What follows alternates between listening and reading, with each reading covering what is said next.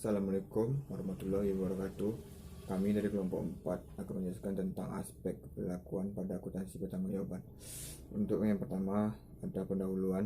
Akuntansi merupakan suatu aktivitas bisnis yang menyediakan jasa maupun melakukan produksi yang dijalankan oleh sekelompok orang-orang yang terlibat dalam organisasi tersebut.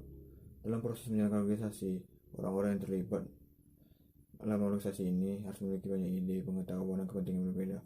Dalam perbedaan itu, harus untuk mencapai tujuan atau visi misi dari organisasi tersebut. Dan materi pertama ada dilema bisnis. Dilema bisnis ialah suatu yang dihadapi seseorang di mana ia harus membuat keputusan tentang perilaku atau apa yang tepat untuk dilakukannya dalam bisnis tersebut. Yang kedua ada otonomi divisional.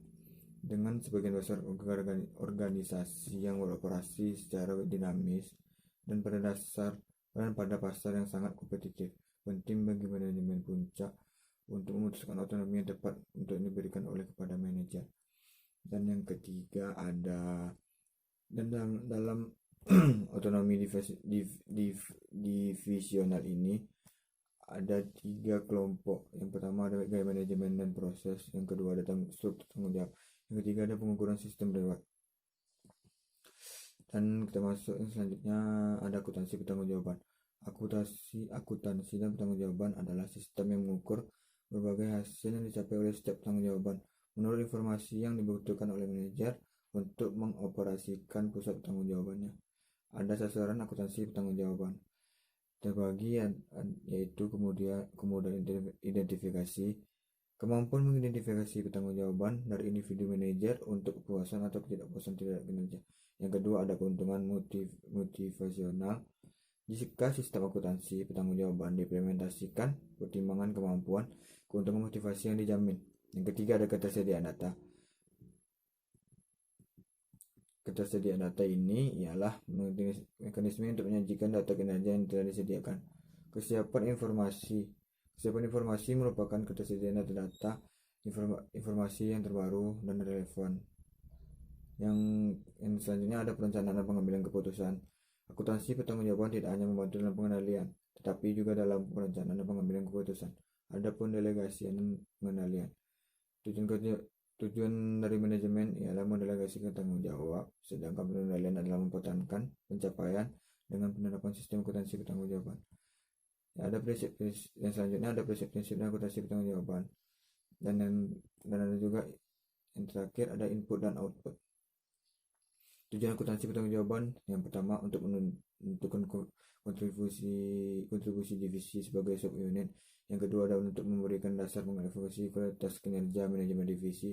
Yang ketiga adalah untuk memotivasi manajer divisi untuk mengoperasikan divisinya dengan cara yang konsisten. Ada akuntansi pertanggungjawaban versus dan akuntansi konvensional.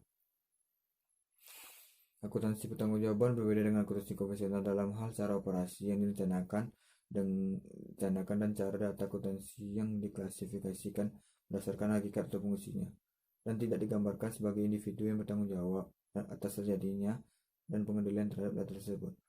Oleh karena itu, akuntansi konvensional ini mempunyai nilai yang terbatas bagi manajer dalam membantu efisiensi dan aktivitas harian mereka. Untuk yang selanjutnya ada jaringan pertanggungjawaban. Untuk memastikan jaringan tanggung jawab dan organisasi perusahaan harus dianalisis. Selain itu, laba dan beban sebenarnya dari tanggung jawab tersebut ditentukan secara berhati-hati. Dan yang kedua ada jenis pusat pertanggungjawaban. Pusat pertanggungjawaban dikelompokkan menjadi 4 kategori. Setiap kategori mencerminkan tentang diskresi, pendapatan atau biaya serta ruang lingkup tersebut dapat berupa pusat pendapatan, pusat biaya, pusat laba, dan pusat investasi. Pusat pendapatan ialah merupakan tanggung jawab di mana outputnya diukur dalam rupiah. Pusat biaya merupakan bidang tanggung jawab yang menghasilkan suatu produk atau memberikan suatu jasa. Jawaban yang pertama untuk menentukan kontribusi divisi sebagai subunit. Yang kedua adalah untuk memberikan dasar mengevaluasi kualitas kinerja manajemen divisi. Yang ketiga adalah untuk memotivasi manajer divisi untuk mengoperasikan divisinya dengan cara yang konsisten. Ada akuntansi pertanggungjawaban versus dan akuntansi konvensional. Akuntansi pertanggungjawaban berbeda dengan akuntansi konvensional dalam hal cara operasi yang direncanakan dan cara data akuntansi yang diklasifikasikan berdasarkan hakikat atau fungsinya, dan tidak digambarkan sebagai individu yang bertanggung jawab atas terjadinya dan pengendalian terhadap data tersebut. Oleh karena itu, akuntansi konvensional ini mempunyai nilai yang terbatas bagi manajer dalam membantu efisiensi dan aktivitas harian mereka. Untuk yang selanjutnya ada jaringan pertanggungjawaban. Untuk memastikan jaringan tanggung jawab dan organisasi perusahaan harus dianalisis. Selain itu, laba dan beban sebenarnya dari tanggung jawab tersebut ditentukan secara berhati-hati. Dan yang kedua ada jenis pusat pertanggungjawaban. Pusat pertanggungjawaban dikelompokkan menjadi 4 kategori. Setiap kategori mencerminkan tentang diskresi, pendapatan atau biaya serta ruang lingkup tersebut dapat berupa pusat pendapatan, pusat biaya, pusat laba, dan pusat investasi. Pusat pendapatan ialah merupakan tanggung jawab di mana outputnya diukur dalam rupiah. Pusat biaya merupakan bidang tanggung jawab yang menghasilkan suatu produk atau memberikan suatu jasa. Apa itu pusat laba? Pusat laba adalah segmen di mana manajer memiliki kendali atas pendapatan maupun biaya. Manajer dievaluasi berdasarkan efisiensi mereka dalam menghasilkan pendapatan dan pengendalian biaya. Dan adapun kondisi untuk mendelegasikan tanggung jawabnya, syarat utama yang harus ada sebelum keputusan trade-off-nya itu bisa didelegasikan kepada manajer yang lebih bawah sebagai berikut. Yang pertama itu, manajer harus memiliki informasi yang relevan untuk membuat trade-off antara pendapatan dan biaya. Yang kedua itu, hendaknya ada cara tertentu untuk mengukur seberapa efektifnya seseorang manajer itu membuat trade-off-nya tuh. Terus ada pun manfaat pada pusat laba, yang mana pusat laba itu untuk kelangsungan organisasi atau perusahaan itu sendiri, yang mana dengan adanya manfaat tersebut maka manajemen puncak atau manajer dapat meningkatkan kinerja kerja yang lebih baik.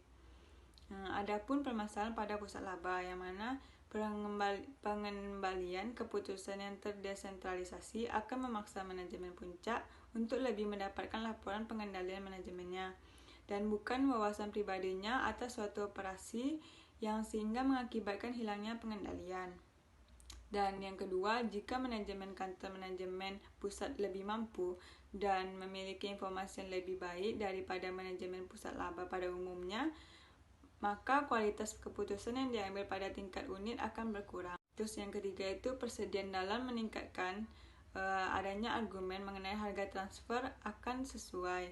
Terus yang keempat itu unit organisasi yang pernah bekerja sama bagi unit fungsional akan sering berkompetensi satu sama lain. Dan yang kelima itu divisionalisasi dapat mengakibatkan biaya tambahan karena adanya tambahan manajemen, pegawai. Terus pembukuan dibutuhkan serta meningkatkan duplikasi tugas yang pada setiap pusat laba. Adapun efektivitas pada pusat laba, yang mana efektivitas pusat laba ini adalah kemampuan pusat laba untuk menjadi kontribusi yang berarti bagi pencapaian tujuan perusahaan itu sendiri. Dan dengan demikian, efektivitas pusat laba merupakan maksimalisasi laba dalam rangka pencapaian tujuan perusahaan itu. Dan pusat laba lainnya itu dapat berbentuk divisi, organisasi fungsional, organisasi pelayanan jasa, dan organisasi lainnya. Adapun unit fungsional ini kayak produksi, pemasaran, atau pelayanan yang ada dapat diperlakukan sebagai pusat laba. Manajer pusat laba yang berbentuk organisasi fungsional mempunyai sedikit kemungkinan untuk mempengaruhi keputusan mengenai pemilihan pasar dan sumber pemasok sekaligus unit organisasi dalam organisasi fungsional yang biasanya dijadikan sebagai pusat laba. Unit organisasi produksi dan unit organisasi pemasarannya itu. Pemasaran ini unit organisasi produksi dan unit organisasi pemasarannya itu. Pemasaran ini dalam unit pemasaran terdapat dua jenis aktivitas, yaitu aktivitas logistik dan atau pemenuhan pesanan dan aktivitas pemasaran. Aktivitas logistik memiliki karakteristik sebagai pusat biaya dan yang pemasaran memiliki karakteristik sebagai pusat pendapatan. Masalah yang ditimbulkan pada pusat laba itu ada 3. Yang pertama itu masalah alokasi pendapatan bersama. Itu terjadi jika salesman satu divisi meningkatkan penjualan produknya yang dibuat oleh divisi lain dengan menawarkan pada pelanggannya. Terus yang kedua itu masalah alokasi biaya bersama, yang mana beberapa biaya yang bersama itu perlu dialokasikan sebagai berikut. Pertama itu biaya overhead pabrik tetap, biaya departemen jasa, biaya gabungan, dan biaya pusat kantor. Terus yang ketiga itu masalah penentuan harga transfer, yang mana jika pusat laba hanya menjual atau membeli secara eksekutif pada pusat laba lainnya, maka prestasi pada pusat laba tersebut sangat ditentukan pada pusat laba lainnya. Untuk mengurangi masalah yang ditimbulkan pada pusat laba, untuk mengantisipasi persoalan yang timbul oleh penggunaan konsep pusat biaya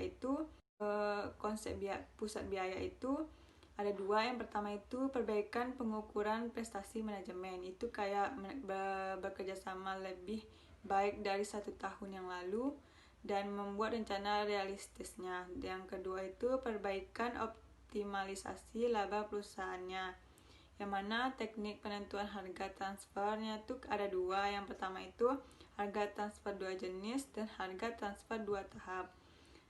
Teknik penentuan harga transfer 2 tahapnya itu harga transfer 2 jenis itu dengan harga 2 jenis, pusat laba produsen diwajibkan menjual produknya kepada pusat laba konsumen berdasarkan harga transfer yang lebih rendah daripada harga pasar.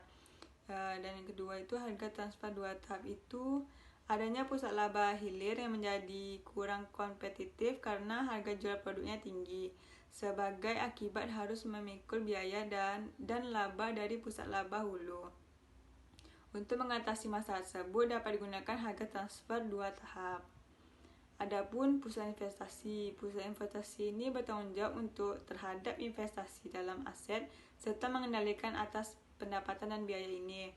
Dan mereka bertanggung jawab untuk mencapai margin kontribusi dan target laba tertentu serta efisiensi dalam penggunaan asetnya. Assalamualaikum warahmatullahi wabarakatuh. Di sini saya akan melanjutkan presentasi dari kelompok saya. Saya akan membahas tentang masalah-masalah yang ada dalam pusat investasi. Ada 2 masalah yang ada dalam pusat investasi. Yang pertama adalah pengukuran tolak ukur prestasi, di mana dasar pemikiran pusat investasi yang didasari bahwa memfokuskan pada tingkat laba suatu bisnis tanpa memperhitungkan sebuah aset itu adalah pemikiran yang buruk. Kita contohkan, misalnya dalam sebuah perusahaan yang memiliki aset 500 juta, mereka menghasilkan laba per bulannya sekitar 500 ribu. Tentu tidak relevan, tentu tidak baik tidak sebanding dengan aset yang ada. Namun, jika sebuah perusahaan memiliki aset 10 juta dan mereka menghasilkan laba dalam 1 bulannya sebesar 1 atau 2 juta, itu adalah sebuah prestasi merupakan tolak ukur prestasi yang baik dalam sebuah perusahaan. Kemudian kita masuk kepada masalah yang kedua, yaitu masalah pengukuran aset sebagai dasar investasi. Nah, dalam memutuskan dasar investasi yang digunakan untuk mengevaluasi manajer pusat investasi, ada beberapa hal yang memutuskan dasar yang digunakan untuk mengevaluasi pusat investasi itu berupa pertanyaan. Yang pertama itu adalah praktik apa yang menyebabkan manajer unit bisnis untuk menggunakan aset perusahaan secara efisien, memperoleh jumlah dan jenis aset yang baru dan juga tepat. Kemudian yang kedua, unit kerja yang manakah yang dijadikan ukuran penilaian suatu unit bisnis dalam sebuah perusahaan. Kemudian dalam menentukan besarnya investasi yang digunakan sebagai dasar investasi, itu ada 3. Yang pertama adalah masalah definisi investasi yang digunakan sebagai dasar investasi. Kemudian yang kedua, adalah masalah dalam aset lancar yang harus dimasukkan dalam dasar investasi. Kemudian yang ketiga itu adalah masalah aset tetap sebagai dasar investasi. Kemudian kita masuk kepada aset leasing. Aset leasing itu sama dengan sewa guna usaha. Nah, manajer-manajer yang biasanya itu manajer-manajer yang dikategorikan manajer yang baik, kemudian manajer cerdas, itu cenderung akan memilih aset leasing daripada membelinya. Kemudian fasilitas menganggur. Dalam fasilitas menganggur, jika unit bisnis memiliki fasilitas yang tidak dipakai atau dalam kategori fasilitas menganggur, maka biasanya biasanya digunakan oleh unit lain, maka diperbolehkan aset menganggur tersebut tidak dimasukkan ke dalam aset dalam dasar investasi. Tujuannya adalah untuk mendorong manajer unit bisnis menghilangkan aset yang tidak bermanfaat. Kemudian liabilitas jangka panjang. Seperti yang kita telah ketahui bahwa liabilitas jangka panjang itu adalah suatu kewajiban yang harus diselesaikan atau yang harus dibayar oleh sebuah perusahaan yang dilunasi dalam kurun waktu lebih dari 1 tahun. Nah, pada umumnya suatu unit bisnis ini menerima modal secara permanen dari kantor pusat, dan kantor pusat memperoleh dana tersebut dari bisa investor, kemudian dari saldo laba juga. Kita masuk kepada biaya modal. Biaya modal merupakan biaya yang harus dibayar atau dikeluarkan oleh sebuah perusahaan untuk mendapatkan modal yang biasanya digunakan untuk investasi.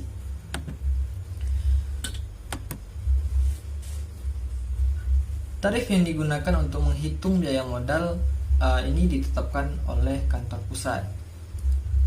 Kita masuk kepada korelasi dengan struktur organisasi. Ada 2 korelasi dalam struktur organisasi. Yang pertama adalah struktur vertikal. Dalam struktur vertikal, organisasi dibagi berdasarkan fungsi utama, tanggung jawab secara keseluruhan untuk fungsi produksi, penjualan, dan kekurangan yang diberikan kepada wakil direktur yang didelegasikan untuk tanggung jawab akhir setiap fungsi tetap berada di tangan mereka. Kemudian struktur horizontal.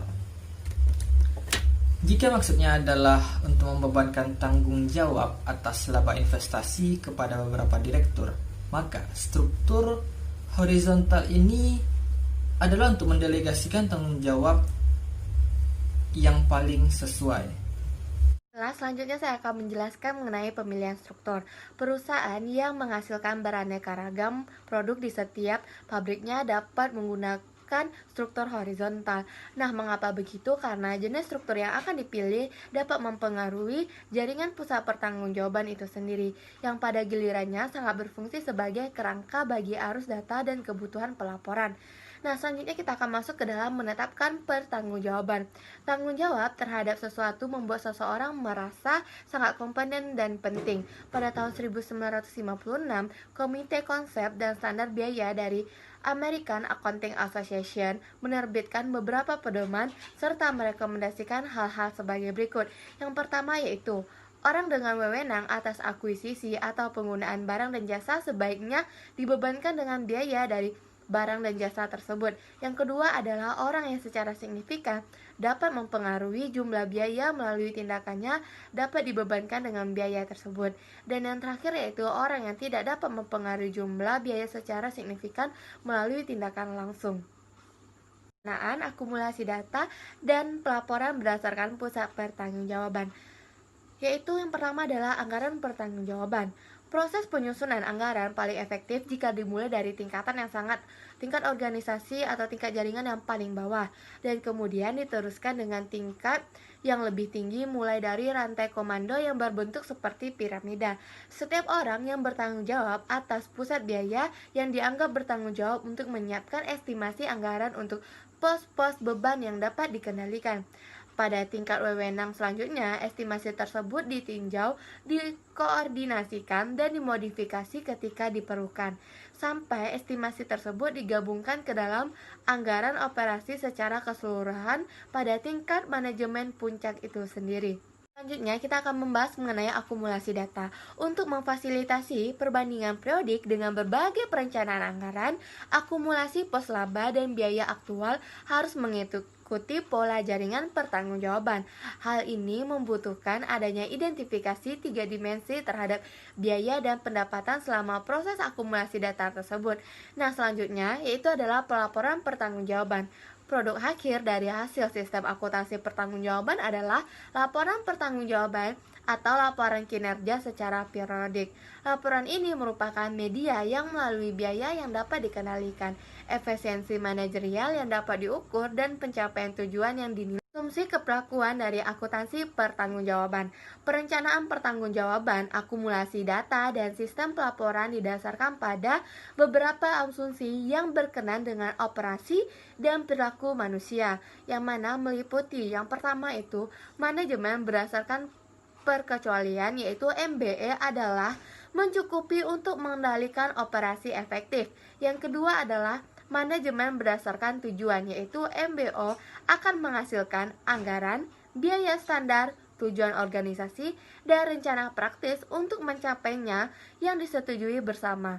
Yang ketiga adalah struktur pertanggungjawaban dan akuntabilitas mendekati struktur hierarki organisasi. Dan yang keempat adalah manajer dan bawahannya rela menerima pertanggungjawaban dan akuntabilitas yang dibebankannya melalui hierarki organisasi. Selanjutnya kita akan membahas mengenai manajemen berdasarkan perkecualian, mengasumsikan bahwa untuk mengelola dan mengendalikan aktivitas organisasi dengan paling efektif, yaitu manajer sebaiknya mengonsentrasikan perhatian mereka pada bidang-bidang di mana hasil aktual yang menyimpang secara substansial dari tujuan yang dianggarkan atau standar. Manajemen berdasarkan tujuan. Akuntansi pertanggungjawaban memfasilitasi manajemen berdasarkan tujuan atau manajemen berdasarkan pengendalian diri. Hal ini merupakan pendekatan manajemen yang didesain untuk mengatasi berbagai respon manusia yang disfungsional dan dipicu oleh usaha untuk mengendalikan operasi menggunakan dominasi. Nah, selanjutnya kita akan membahas mengenai kesesuaian antara jaringan pertanggungjawaban dan struktur organisasi, yaitu yang pertama adalah penerimaan tanggung jawab. Elemen yang sangat terpenting dalam keberhasilan sistem akuntansi pertanggungjawaban adalah penerimaan manajer pusat pertanggungjawaban atas tanggung jawab yang diberikan dan kerelaan mereka untuk diminta pertanggungjawaban itu sendiri. Untuk mendorong penerimaan terhadap tanggung jawab, budaya organisasi seharusnya juga mengizinkan mereka untuk kadangkala gagal tanpa rasa takut akan menerima hukuman. Manajer seharusnya selalu merasa bebas untuk mengungkapkan pandangannya tanpa takut ditertawakan. Selanjutnya akan membahas mengenai kapabilitas untuk mendorong kerjasama. Akuntansi pertanggungjawaban meningkatkan kerjasama organisasi dengan menunjukkan kepada manajer bagaimana aktivitas mereka sesuai dengan gambaran keseluruhan dan bahwa setiap orang bekerja untuk tujuan bersama. Akuntansi pertanggungjawaban juga meningkatkan kesetiaan pada perusahaan, harga diri, dan rasa penting dengan mengizinkan orang untuk memformulasi tujuannya sendiri dan membuat keputusannya sendiri dalam kerangka kerja delegasi pertanggungjawaban. Selanjutnya kita akan masuk ke dalam masalah-masalah dalam akuntansi pertanggungjawaban, yaitu adalah pertama, klasifikasi biaya, yang kedua adalah konflik antar departemen. Yang mana maksud dari konflik antar departemen ini adalah di mana adanya perbedaan departemen ini membuat antar departemen A dan departemen B menjadi konflik, sehingga terjadilah permasalahan di antar departemen tersebut. Yang ketiga adalah keterlambatan pelaporan. Dan yang terakhir adalah ketergantungan lengkap sebagai alat pengendalian manajemen.